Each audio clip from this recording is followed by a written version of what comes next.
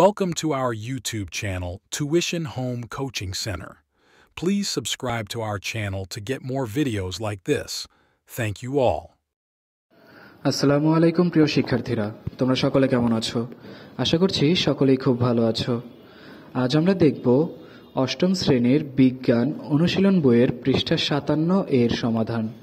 তোমরা যারা এখনো আমার চ্যানেলটি সাবস্ক্রাইব করোনি তারা চ্যানেলটি সাবস্ক্রাইব করে নিও, তাহলে পরবর্তী পড়াগুলো তোমরা এই চ্যানেলে সব একসাথে পেয়ে যাবে।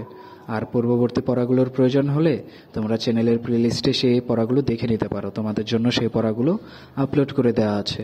তাহলে চলো শুরু করা যাক আমাদের আজকের সমাধানটি। পৃষ্ঠা 57, এটি একটি নতুন অধ্যায়।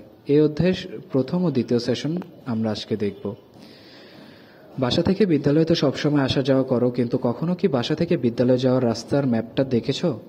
অনেকেই হয়তো মোবাইল ফোনে গুগল ম্যাপে দেখে থাকতে পারো, কিন্তু নিজেরা এঁকে বন্ধুদেরকে নিজের বাসাটা চিনিয়ে দেওয়া আরও মজার কাজ হবে নিশ্চয়ই।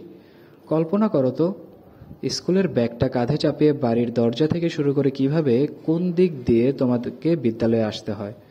তোমাদের মধ্যে কেউ কেউ হেঁটে আসো, কেউ সাইকেল চালিয়ে আসো, কেউ বা রিক্সা, ভ্যানে অথবা অন্য কোনো যানবাহনে চড়ে আসো।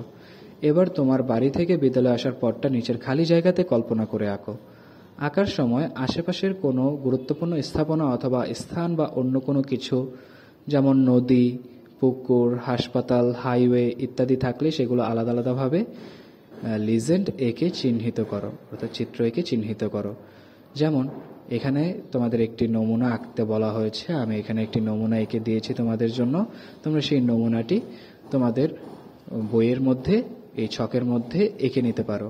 এই ছকের মধ্যে আমি দেখো কি কি দেখিয়েছি, বাড়ি দেখিয়েছি, লাইব্রেরি দেখিয়েছি, স্টোর অর্থাৎ দোকান দেখিয়েছি, পার্ক অর্থাৎ উদ্যান দেখিয়েছি, স্ট্রিট মাঝখানে যে রাস্তা দেখানো আছে, তারপর স্কুল বিল্ডিং দেখানো আছে, এটার পাশে একটি পতাকাও এঁকে দেওয়া আছে। তাহলে তোমরা দেখতে পাচ্ছ যে কোন পথে তোমার বাড়ি থেকে বিদ্যালয়ে আসতে হয় তার একটি নমুনা চিত্র এখানে এঁকে দেওয়া আছে। তোমরা চাইলে খুব সহজে এই চিত্রটি এঁকে নিতে পারো। তাহলে শিক্ষার্থীরা, আজকের ক্লাসটি আমাদের এইটুকুই। পরবর্তী ক্লাসের পড়াগুলো খুব শীঘ্রই তোমাদের জন্য আপলোড করে দেওয়া হবে। পড়াগুলো পেতে চ্যানেলটি সাবস্ক্রাইব করে আমাদের সাথেই থাকো। ধন্যবাদ সকলকে।